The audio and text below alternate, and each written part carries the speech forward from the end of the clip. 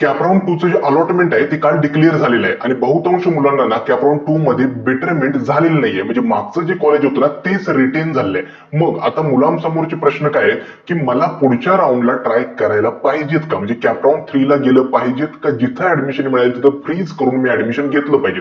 खरं तर आजचा जो व्हिडिओ आहे ना तो one of the most important video असणार आहे. का का तुमच्या कॅपराऊंड 2 च्या अलॉटमेंट नंतर पुढची प्रोसेस काय असली पाहिजे, म्हणजे प्रत्येक कॅटेगरीच्या मुलांसाठी ज्यांना नवीन बेटरमेंट झाली, ज्यांना कोणतंही बेटरमेंट झालेलं नाहीये किंवा ज्यांना फर्स्ट टाइम कॉलेज अलॉट झालेलं आहे, या सगळ्या मुलांना कन्सिडर करूनच आजचा हा व्हिडिओ बनवतोय. त्यामुळे व्हिडिओमध्ये 3 गोष्टी कव्हर केल्या. पहिली आणि इम्पॉर्टंट गोष्ट म्हणजे काय, नेक्स्ट प्रोसेस काय आहे जेणेकरून तुमची मागची जी कॅपराऊंडची सीट आहे ती सेफ राहावी.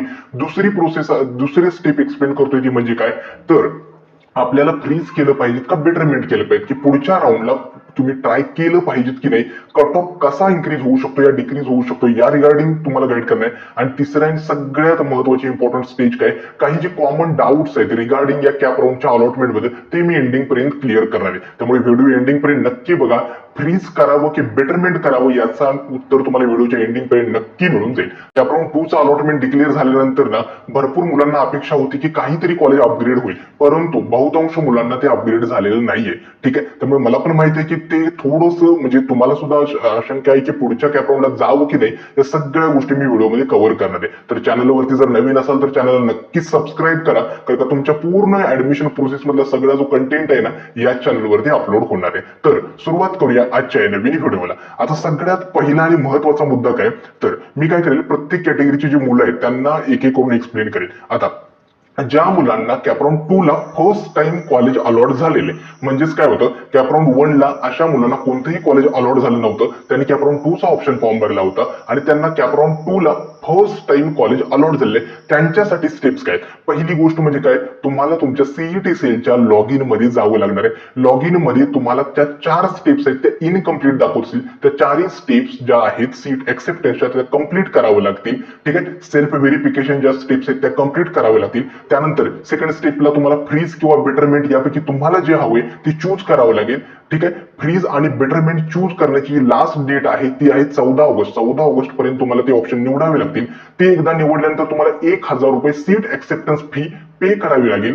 ठीक आहे, सीट एक्सेप्टन्स फी पे केल्यानंतर तुमच्या लॉग इन मध्ये तुम्हाला सीट एक्सेप्टन्स लेटर येतील, ते तुम्हाला डाउनलोड करावं लागेल. ठीक आहे, आता जर तुम्ही फ्रीज निवडलं तर 14 ऑगस्ट पूर्वी त्या कॉलेजमध्ये जाऊन तुम्हाला ऍडमिशन कन्फर्म करायचंय. त्या कॉलेजमध्ये फिजिकली प्रेझेंट राहून तिथं तुमचे डॉक्युमेंट्स फीज सगळी जमा करून तिथं तुम्हाला ऍडमिशन कन्फर्म करायचंय जर फ्रीज निवडला तर. आणि जर तुम्ही बेटरमेंट निवडलं तर तुम्ही कॅपराऊंड 3 मध्ये पार्टिसिपेट होऊ शकता. ठीक आहे, मात्र एक काळजी घ्या की फ्रीज किंवा बेटरमेंट ही निवडण्याची लास्ट डेट 14 ऑगस्ट आहे, त्यापूर्वी तुम्हाला काही ते निवडायचंय. ठीक आहे, ही काळजी करू नका. जर कॅपराऊंड 3 ला तुम्हाला कॉलेज नाही मिळालं तर कॅपराऊंड 2 ची जी सीट तुम्हाला फर्स्ट टाइम मिळेल ती राहणार आहे. ही प्रोसेस होती ज्यांना फर्स्ट टाइम कॉलेज अलॉट झालंय कॅपराऊंड 2 मध्ये.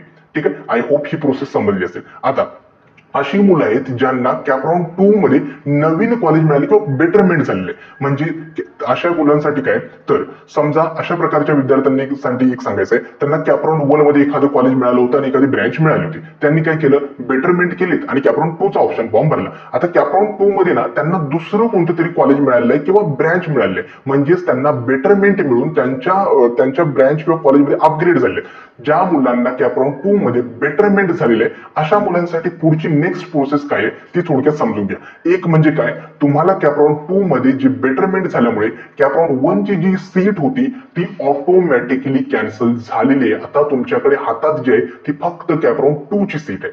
दुसरी गोष्ट, तुम्हाला काय करायचंय, तर तुम्हाला सुद्धा तुमच्या सीईटी सेलच्या लॉग इन मध्ये जायचंय आणि 4 स्टेप्स तुमच्या कंप्लीट दिसतील आणि 5वी स्टेप इनकम्प्लीट दाखवली. इथं बॉक्स मध्ये सुद्धा दाखवले 4 स्टेप्स तुम्हाला कंप्लीट दिसतील, कारण का ते self verification seat acceptance fee तुम्ही मागच्या कॅपराऊंड मध्ये पे केलेली आहे.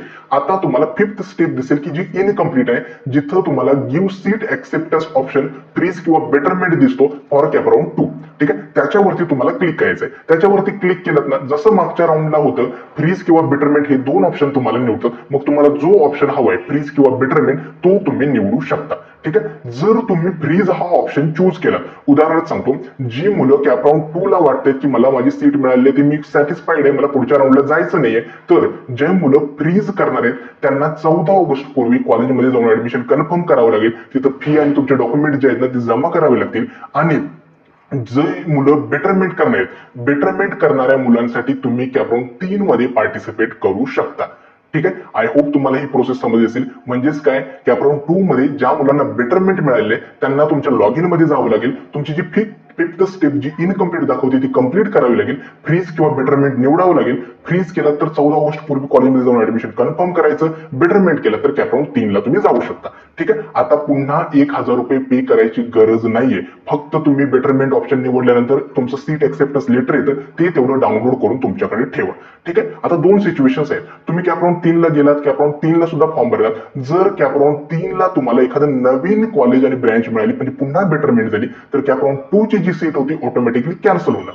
ठीक आहे. आणि समजा कॅप्रॉन 3 मध्ये काहीच नाही मिळालं, तर तुमची कॅप्रॉन 2 ची जी सीट आहे ती तुमच्याकडे सेफ राहणार. ठीक आहे. या प्रकारच्या मुलांनी लक्षात ठेवा, तुम्ही फ्रीज किंवा बेटरमेंट ऑप्शन 14 ऑगस्ट पूर्वी निवडणं कंपल्सरी आहे. जर काहीच ऍक्शन नाही घेतली तर जे कॉलेज तुम्हाला आता मिळाले ते हातातून जाईल आणि तुम्ही कॅप्रॉन 3 चा फॉर्म भरू शकाल. ठीक आहे. मात्र कॉलेज हातातून जाऊ देऊ नका. लक्षात ठेवा, ज्या मुलांना कॅप्रॉन 2 मध्ये बेटरमेंट झाले त्यांनी लॉग इन मध्ये जाऊन आपला इनकम्प्लीटचा जो ऑप्शन आहे तो कंप्लीट करा. फ्रीज किंवा बेटरमेंट निवडा आणि पुढच्या राऊंडला अपीयर होऊ शकता. ठीक आहे. हे होते दुसऱ्या प्रकारची मुलं. आता येतो तिसऱ्या प्रकारची मुलं ज्यांना कॅप्रॉन 2 मध्ये बेटरमेंट झालेली नाहीये. म्हणजेच त्यांचं जे कॅप्रॉन 1 चं जे कॉलेज आहे ते त्यांच्यापाशी राहिले. उदाहरणार्थ म्हणजे काय, कॅप्रॉन 1 ला त्यांना एखादं कॉलेज मिळालं होतं, त्यांनी बेटरमेंट केली आणि ते कॅप्रॉन 2 साठी गेले. कॅप्रॉन 2 मध्ये ऑप्शन फॉर्म भरला, परंतु कॅप्रॉन 2 मध्ये त्यांना बेटरमेंट झालेली नाही. नो बेटरमेंट इन कॅप्रॉन 2 असा त्यांना दिलेलं आहे. ठीक आहे. म्हणजे त्यांची बेटरमेंट झाले. अशा मुलांसाठी पुढची स्टेप काय आहे, तर पहिली गोष्ट म्हणजे काय, तुम्हाला कॅप्रॉन 2 मध्ये जरी बेटरमेंट नसली तरी कॅप्रॉन 1 ची जी सीट आहे ती तुमची सेफ आहे. त्यामुळे तुम्ही घाबरून जाऊ नका. कॅप्रॉन 1 ची जी काही सीट होती, जी तुम्ही सीट एक्सेप्टन्स 1,000 रुपये पे करून ठेवली होती, ती सीट तुमची सेफ आहे. दुसरी गोष्ट, आता तुम्हाला काय करायचंय, सेम तुम्हाला सुद्धा तुमच्या लॉग इन मध्ये जायचंय. 4 स्टेप्स कंप्लीट स्टेप्स दाखवलेले असतील. फिफ्थ स्टेप जी इनकम्प्लीट दाखवली त्याच्यावरती क्लिक करायचं. मी तर बॉक्स मध्ये सुद्धा दाखवले. ती इनकम्प्लीट स्टेप्स वरती तुम्हाला क्लिक करायचंय. ती अशी आहे की give seat acceptance option for CAP round 2. ठीक आहे. त्या इनकम्प्लीट स्टेप वरती क्लिक केला तर तुमच्यासमोर अगेन फ्रीज आणि बेटरमेंट असे 2 ऑप्शन निवडले येतात. जर तुम्हाला फ्रीज निवडायचं असेल तर फ्रीज करा, बेटरमेंट करायचं असेल तर बेटरमेंट करा. ठीक आहे. हे निवडणं कंपल्सरी.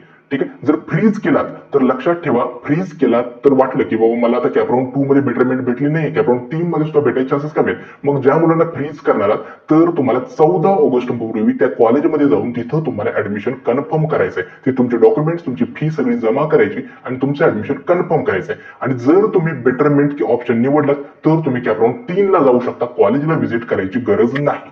ठीक आहे. पुन्हा एकदा 1,000 रुपये सीट एक्सेप्टन्स फी पे करायची गरज नाही. ऑलरेडी तुम्ही कॅप्रॉन 1 ला ना 1,000 रुपये फी पे केले. फक्त जर बेटरमेंट निवडलात ना, सीट एक्सेप्टन्स लेटर जे येतं ते शेवटी डाउनलोड करून ठेवा. ठीक आहे. आता जर तुम्ही कॅप्रॉन 3 ला गेलात, कॅप्रॉन 3 ला समजा एकही सीट अलॉट झाली नाही, म्हणजे पुन्हा कॅप्रॉन 3 ला कोणतंच कॉलेज मिळालं नाही, तर कॅप्रॉन 1 ची जी सीट आहे ती तुमच्या सोबत राहणार. तिथं जाऊन तुम्ही ऍडमिशन घेऊ शकता. ठीक आहे. आणि समजा कॅप्रॉन 3 ला तुम्हाला एखादी नवीन सीट मिळाली तर काय होणार, तर तुमचं कॅप्रॉन 1 चं जी सीट होती ती ऑटोमॅटिकली कॅन्सल होणार आणि कॅप्रॉन 3 ला म्हणजे कॅप्रॉन 3 ची सीट आहे ती तुमच्याकडे येणार. हे होते सेकंड प्रकारचे विद्यार्थी. ठीक आहे. आय होप तुम्हाला ही प्रोसेस समजली असेल. आता सगळ्यात महत्वाचं काय होतं, ज्या मुलांना या राऊंड मध्ये बेटरमेंट भेटली नाहीये त्यांच्यासाठी पुन्हा एकदा स्टेप सांगतोय की या राऊंड मध्ये तुम्हाला जर बेटरमेंट भेटली नसेल तरी सुद्धा तुम्ही कॅप्रॉन 3 ला पार्टिसिपेट होऊ शकता. फक्त लॉग इन मध्ये जाऊन जी इनकम्प्लीट स्टेप दिसते ती कंप्लीट करा. तिथं फ्रीज किंवा बेटरमेंट हा ऑप्शन निवडा. 1,000 रुपये पे करायची गरज नाहीये. सीट एक्सेप्टन्स लेटर डाउनलोड करून ठेवा आणि कॅप्रॉन 3 ला पार्टिसिपेट होऊ शकता. आय होप तुम्हाला ही प्रोसेस जी आहे ना ती समजली असेल. एक काळजी घ्या, फ्रीज किंवा बेटरमेंट निवडण्याचा ऑप्शन 14 ऑगस्ट पर्यंत आहे. त्यामुळे तो काळजीपूर्वक तेव्हाच्या आधी निवडा. ठीक आहे. नाहीतर काहीच जर ऍक्शन नाही घेतली ना, ऑलरेडी जी सीट आहे ती पण कॅन्सल होऊन जाईल. ठीक आहे. आता येतो महत्वाचा प्रश्न मी जो म्हटलेला आहे की फ्रीज करावं की बेटरमेंट करावं. एक सांगतो की कॅप्रॉन 2 मध्ये कट ऑफ कमी येण्याचे चान्सेस थोडेफार कमीच होते. का, कारण का सीट्सच वॅकंट नसते. मी प्रत्येक व्हिडिओमध्ये सांगतो कॅप्रॉन 1 लाच कट ऑफ जितके कमी यायचे तेवढे येतात. कॅप्रॉन 2, 3, 4 मध्ये जागा शिल्लक नसतात. त्यामुळे सगळ्याच कॉलेजेसचे कट ऑफ ना कमी येतील असं नाहीये. ठीक आहे. मात्र एक आहे की आता भरपूर मुलं काय विचार करतात, उगाच भेटत नाहीये तर कशाला जायचं. मात्र फ्रीज करण्याऐवजी बेटरमेंटसाठी तुम्ही ट्राय करा असं मला वाटतं. ठीक आहे. आता विचार करा, तुम्ही इतके दिवस पेशन्सने वाट वगैरे बघितलीत की आम्ही इतक्या प्रोसेसमध्ये आलोय, ठीक आहे. मग थर्ड आणि फोर्थ कॅपराऊंड ट्राय करायला काय हरकत आहे? तसं पण नुकसान तर तुमचं काही नाहीये, ठीक आहे. नुकसान काय आहे ते पुढे सांगतो. नुकसान तर तुमचं काही नाहीये. समजा कॅपराऊंड 3 ला आणि 4 ला बेटरमेंट झाली नाही, काहीच नाही मिळाले, जी मागची ऑलरेडी सीट आहे ना ती तर तुमच्यापाशी आहेच ना, त्यामुळे घाबरून जायचं काही गरज नाही. त्यामुळे फ्रीज करायचं की बेटरमेंट हा म्हणजे तुम्हाला ठरवायचंय. जर कम्प्लिटली तुम्ही सॅटिस्फाय असाल तुमच्या कॉलेजेसनी तर तिथे ऍडमिशन घेऊन तुम्ही कन्फर्म करू शकता. मात्र वाटतंय की काहीतरी चान्सेस आहेत, काहीतरी होप्स आहेत, तर तुम्ही थर्ड आणि फोर्थला ट्राय करा. नुकसान काही नाहीये, नक्की ट्राय करा. ठीक आहे. दुसरी गोष्ट, कट ऑफ कमी येणार की वाढणार आहेत? एक सांगतो, कट ऑफच्या बद्दल तुम्ही विचार करू नका, कारण का मी प्रत्येक गोष्टी सांगतोय. मी प्रत्येक व्हिडिओमध्ये सुद्धा बोलत होतो की मला पॉईंट मध्ये इतका डिफरन्स आहे, तो कमी येईल का, वाढेल का, मला हे कॉलेज मिळेल का, ती कॉलेज मिळेल. कट ऑफ डिसाईड करणं आपल्या हातात नाहीये, ठीक आहे. त्यामुळे ज्या गोष्टी आपल्या हातात नाहीये त्याचा विचार करू नका, हे भेटेल का, ते भेटेल का. तुम्ही इतकं ठरवा, मला बेटरमेंट करून पुढच्या राऊंडला जायचंय की नाही. कट ऑफचा विचार करायचा नाही. सेकंड राऊंडला म्हणजे थर्ड राऊंडला सुद्धा जी कॉलेज तुम्हाला हवी, जी चांगली आहेत, ती तुमच्या लिस्टमध्ये इन्क्लूड करून टाका. कट ऑफचा विचार इतका करू नका, ठीक आहे. तिसरं महत्वाचं काय, तर कॅपराऊंड 3 ला ट्राय केलं पाहिजे. मला वाटतं कॅपराऊंड 3 ला ट्राय करा, ठीक आहे. जास्त पण तुमचं काही जरी सीट नाही भेटली तर कॅपराऊंड 2 ची किंवा कॅपराऊंड 1 ची सीट आहेच ना तुमच्याकडे, त्यामुळे घाबरून जायची काही गरज नाही. बेटरमेंट करून कॅपराऊंड 3 ला तुम्ही नक्की पार्टिसिपेट होऊ शकता, ठीक आहे. इश्यू काय येणार आहे सांगतो. आता जशी मुलांची ऍडमिशन कन्फर्म होत जातात ना, कॉलेजच्या हॉस्टेल्समध्ये मुलांचे ऍडमिशन होणं स्टार्ट होतं. मग हॉस्टेलच्या जागा ज्या आहेत ना त्या संपण्याचे चान्सेस आहेत ना ते जरा जास्त वाढतात. म्हणजे तुम्ही जसं वेळाने जाल ना हॉस्टेलमध्ये किंवा कॉलेजमध्ये ऍडमिशन कन्फर्म करा, कॉलेज हॉस्टेल्समध्ये खूप कमी जागा शिल्लक असतात. हा एक प्रॉब्लेम आहे जो मुलं फेस करतात, ठीक आहे. आणखी सीट टाईप चेंज होते म्हणजे काय, तर सीट टाईप म्हणजे भरपूर मुलांना ना ओपन सोडून वेगवेगळ्या सीट्स वगैरे अलॉट झाले त्यांच्या कॅटेगरीतून. घाबरून जाऊ नका, जरी सीट टाईप चेंज झाला असणार ना तुमच्या कॅटेगरीचे जे बेनिफिट्स आहेत वगैरे तेच तुम्हाला भेटणार आहेत, ठीक आहे. आणखी ज्या मुलांनी कॅप रजिस्ट्रेशन आणि डॉक्युमेंट व्हेरिफिकेशन वरती टोकन रिसिप्ट अपलोड केली होती त्यांनी पहिल्यांदा ओरिजिनल डॉक्युमेंट्स आता कॅपराऊंड 4 पूर्वी मिळवा, ते अपलोड करा आणि मगच कॉलेजला ऍडमिशन घेण्यासाठी जा, ठीक आहे. आय होप तुम्हाला ही प्रोसेस समजली असेल. कॅप आता जे कॅप अलॉटमेंट झाले ते भलेही बेटरमेंट झालं असेल न झालं असेल,